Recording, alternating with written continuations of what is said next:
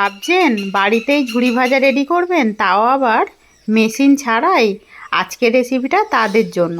নমস্কার বন্ধুরা, কাজল ভিলেজ কিচেনে সকলকে স্বাগত জানাই। রোজকারের মতো আজও রান্নাঘরে চলে এলাম।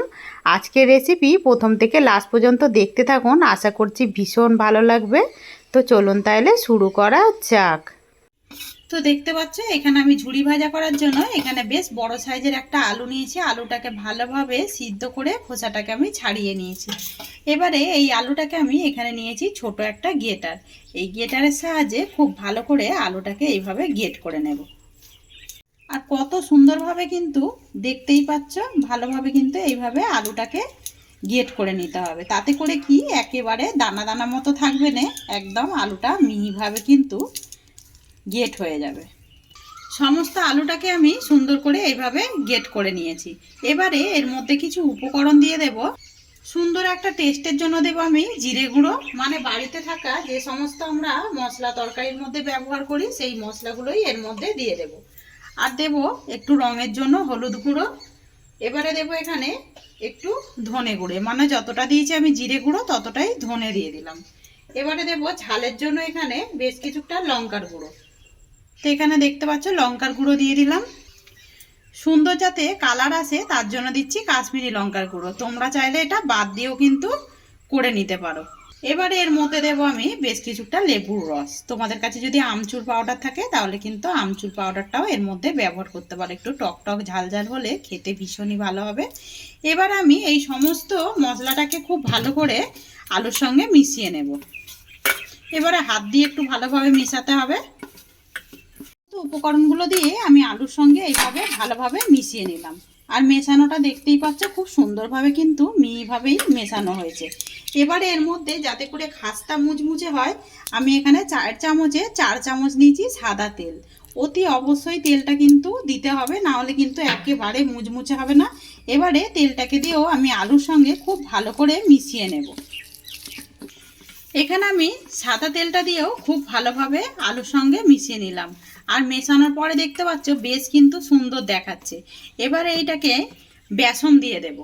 এই 4 চামচের আমি দিয়ে দেব 4 চামচ বেসন। যদি ব্যবহারে লাগে তবেই আমি দেব, যেহেতু বেশ বড় সাইজের আলুটা ছিল। এখানে দিয়ে দিলাম আমি 2 চামচ। একেবারে ভরে ভরে আমি দিয়ে দেব 4 চামচ। তো এখানে ভরে ভরে দিয়ে দিলাম 4 চামচ। এবারে যেটা দেব শত লাস্টে স্বাদ মতো লবণ। এরই মধ্যে দিয়ে দিলাম আমি লবণ। লবণটা দিয়েও এবারে বেসনের সঙ্গে খুব ভালো করে আমি মেখে নেব। এতে করে ঝুড়ি ভাজাগুলো খেতে যেমন ভালো লাগবে তেমন কিন্তু একদম টেস্টটাই আলাদা হবে।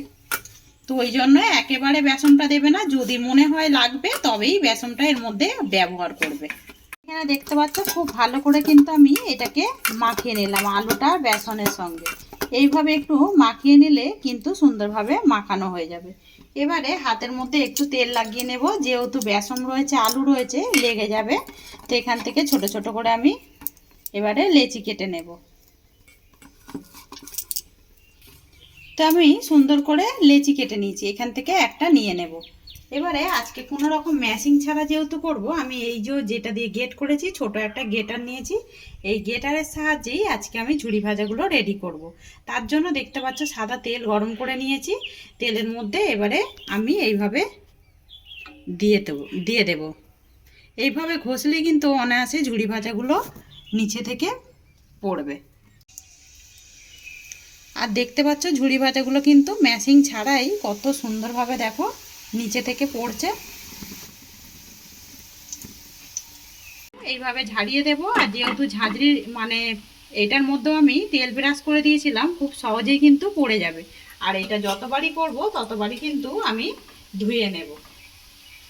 কতটা সুন্দরভাবে কিন্তু ঝুড়ি ভাজাগুলো হচ্ছে দেখুন ভাজা। এখানে দেখতেই পাচ্ছ কয়েক সেকেন্ডের মিনিটেই কিন্তু দেখতে পাবে যে ঝুড়ি ভাজাগুলো খুব সুন্দরভাবে কিন্তু ভাজা হয়ে যাবে। সামান্য একটা আলু দিয়ে আর আমরা এখানে বাড়িতে থাকা কিছু মানে শুকনো মশলা দিয়েই এইভাবে কিন্তু আমরা ঝুড়ি ভাজা রেডি করে এটা কিন্তু বেশ অনেক দিন পর্যন্ত রেখে দিলে মুড়ির সঙ্গেও খাওয়া যাবে বা চায়ের সঙ্গেও কিন্তু খাওয়া যাবে। আর দেখতে পাচ্ছ কতটা সুন্দরভাবে হচ্ছে দেখো। এখানে ঝুড়ি ভাজাগুলো বেশ সুন্দর একটা রং আসা পর্যন্ত এইভাবে উল্টে পাল্টে সুন্দর করে তেলের মধ্যে ভেজে নিতে হবে। এবারে আমি এই থেকে তুলে নেব তেল থেকে।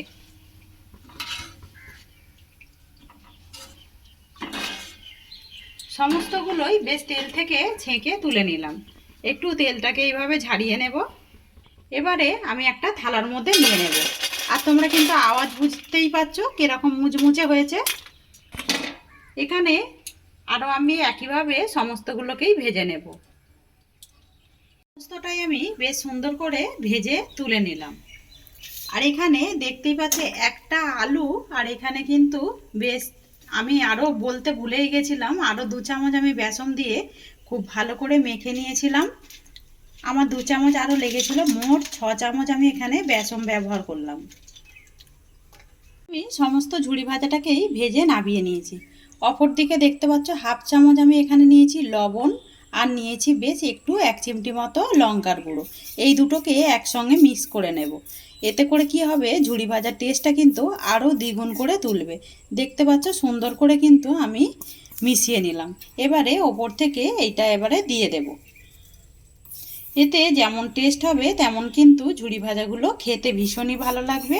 আর এর মধ্যে দিয়েছি লেবুর রস, একটু টক টক ভাব থাকবে, তাহলে কিন্তু মুখের স্বাদটা কিন্তু আলাদাভাবে চেঞ্জ হবে। আমি লবণ আর দিয়ে দিয়েছি ভালো করে, যে লঙ্কা গুঁড়োটা নিয়েছিলাম মিশিয়ে।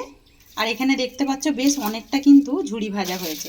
এবার আমি একটু ভেঙে দেখাচ্ছি যে কীরকম হয়েছে। ওপরটা যেহেতু গরম রয়েছে, নিচে থেকেই একটু নেব, নিয়ে ভেঙে দেখাচ্ছি। যেমনই মুচমুচে হয়েছে, আওয়াজে কিন্তু বুঝতেই পাচ্ছেন তেমনই কিন্তু খাস্তা হয়েছে। এর মধ্যে যেহেতু আমরা সাদা তেলের ব্যবহার করেছি, তার জন্য বেশ খাস্তাও হয়েছে আর মুচমুচে হয়েছে। তো আজকের এই ঝুড়ি ভাজা রেসিপি আপনাদের কীরকম লাগলো অতি অবশ্যই কমেন্ট করে জানাবেন। যদি ভালো লেগে থাকে একটা লাইক করে দিয়ে এইভাবে আমার পাশে থাকবেন, আমাকে সাপোর্ট করবেন। আমার এরকম নিত্য নতুন রান্নার জন্য পাশে থাকা বেল আইকনটি প্রেস করবেন। সবাই ভালো থাকবেন, সুস্থ থাকবেন, ধন্যবাদ। আবারও কোনো নতুন রেসিপি নিয়ে ফিরে আসবো। আজকের মতো এই পর্যন্ত।